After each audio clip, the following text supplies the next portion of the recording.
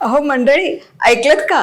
दिवसभर जरी ठेवला ना तरी या आलू पराठा अजिबात ओलसर होणार नाही, त्याला पाणी सुटणार नाही, लपलपीत होणार नाही, याची गॅरंटी मी तुम्हाला देते. त्यासाठी ना मस्त एक सिक्रेट टीप आहे, पण तुम्ही बघा काठोकाठ सारण भरलेलं आहे. आहा, काय दिसतंय. आणि मस्त खुसखुशीत हा पराठा होतो आणि याचं सारण तर इतकं कमाल लागतं, क्या बात आहे. नमस्कार, मी मधुराज रेसिपी फूडीमध्ये तुम्हा सर्वांचं खूप खूप खूप मनापासून स्वागत. नवीन कोरक करकरीत चॅनल आहे, सबस्क्राईब केलं नसेल पटकन सबस्क्राईब करा. बरं, हा पराठा तुम्हाला सांगते दिवसभर जरी ठेवला ना तरी तो ओला नाही होणार, ओलसर नाही होणार आणि मस्त असा खुसखुशीत पण मऊ देखील राहणार. तर हा पराठा करण्यासाठीचं साहित्याची संपूर्ण यादी खाली डिस्क्रिप्शन बॉक्समध्ये व्हिडिओच्या शेवटी आहे.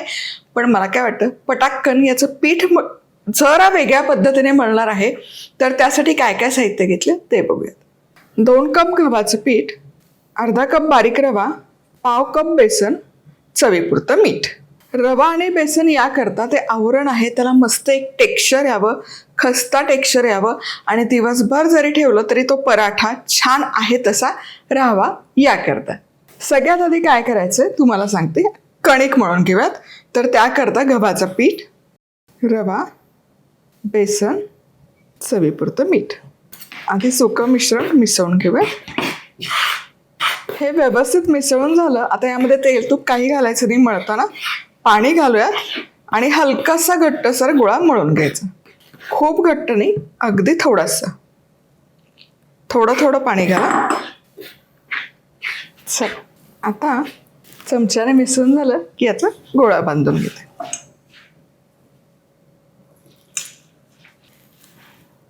चल, आता हा गोळा छान मळून झाला बघा. हलकासा घट्टसर आहे, खूप सैल केलेलं नाही आहे. यावर थोडंसं पाणी लावते, म्हणजे यावर वरचं आवरण कोरडं नाही पडणार आणि त्याला भेगा नाही पडणार.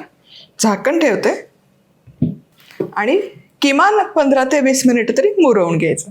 नॉनस्टिक कढई वापरायला भीती वाटते, तांब्या पितळच्या कढयांना मेंटेनन्स खूप जास्त आहे.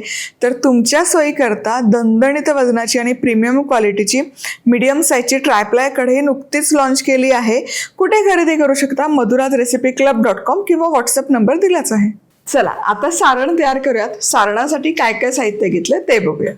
4 मोठे बटाटे उकडून किसून घेतले, बारीक चिरलेली कोथिंबीर, चमचाभर धनेपूड, गरम मसाला, आलं लसूण पेस्ट, चवीपुरतं मीठ, लाल तिखट, हिरवी मिरची, हिंग, जिरं, चाट मसाला.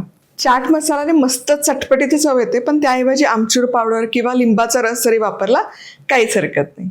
आलू पराठ्याचं सारण आहे ना बऱ्यापैकी कच्चं ठेवतात, म्हणजे फोडणी नाही घालत. पण आज आपण फोडणी घालून ते मस्त करूयात. तर इथे तव्यामध्ये 1 पळीभर तेल गरम केलं, म्हणजे 2 टेबलस्पून. यामध्ये सगळ्यात आधी जिरं छान फुललं की हिंग, हिरवी मिरची, आलं लसूण हे मिसळून घ्यायचं.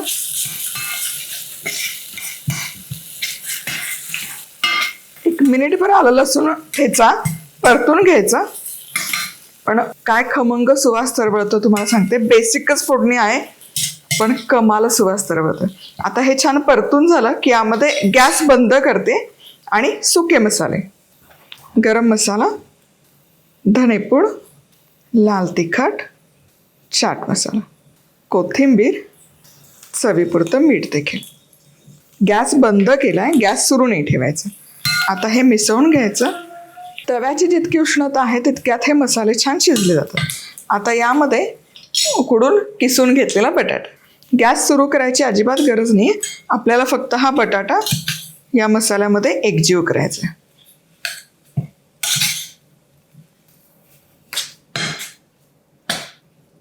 चला, सारणाला रंग बघा काय सुरेख आलाय आणि छान एकजीव झालाय. आणि मी पुन्हा सांगते, गॅस बंद करूनच हे फोडणीमध्ये सगळं घातलं होतं.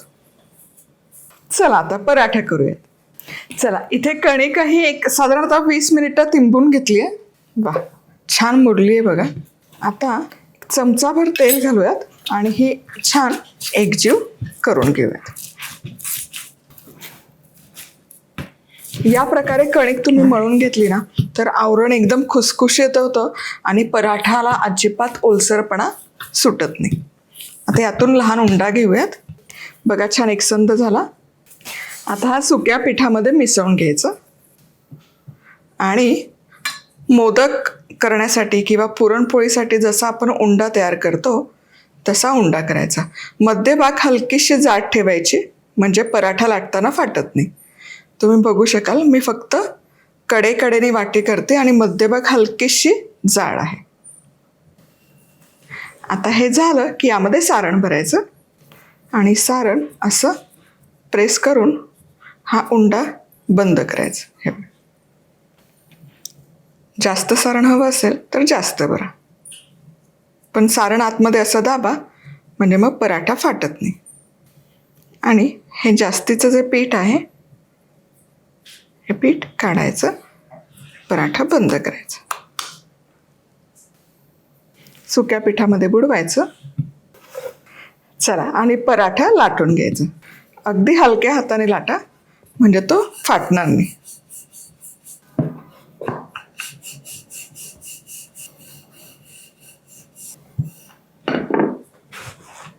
मस्त पराठा बघा काय सुंदर लाटून झालाय.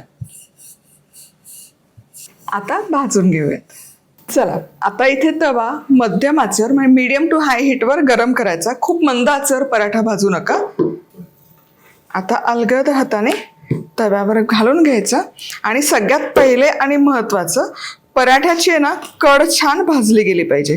कड छान भाजली की पराठा कडेकडेपर्यंत छान भाजला जातो. चला एक बाजू भाजून झाली, हलका फुगायला देखील लागला पराठा. आता अलगद हाताने उचलायचा.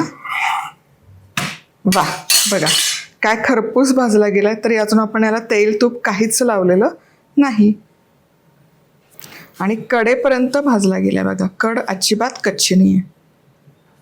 चला दुसरी बाजू पण छान भाजून झाली. आता यावर तेल तूप बटर फक्त लावू नका. बटरमध्ये काय होतं ना लोण्यामध्ये पाण्याचा अंश असतो, तो त्यामध्ये झिरपला जातो आणि मग पराठा नंतर ओलसर होतो. म्हणून मी तेलच वापरते. तूप वापरलं तरी काहीच हरकत नाही.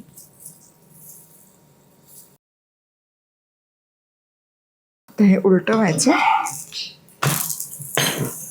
वा वा वा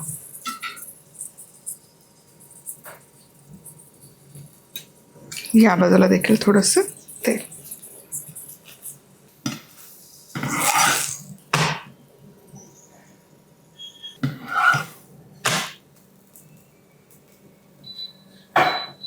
चला दोनही बाजूने मस्त खरपूस असा पराठा भाजून झालाय. वा क्या बात है. आता हा काढूयात. परफेक्ट. आणि याच प्रकारे सगळे पराठे करून घ्यायचे.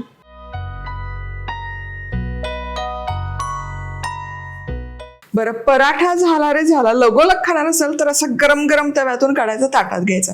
पण तुम्हाला डब्यामध्ये न्यायचं आहे, ऑफिसच्या डब्यामध्ये न्यायचं आहे, पिकनिकसाठी न्यायचं आहे तर असं जाळीवर काढा म्हणजे त्यातली गरम वाफ आहे ती खालनं वरनं सगळ्या बाजूने निघून जाते आणि पराठ्यामध्ये ओलसरपणा अजिबात राहत नाही. रेसिपी आवडली तर जाता जाता लाईक कमेंट सबस्क्राईब. पुन्हा भेटूयात. तोवर मस्त राहा, खुश राहा, आनंदी राहा. सगळ्यात महत्त्वाचं खात राहा.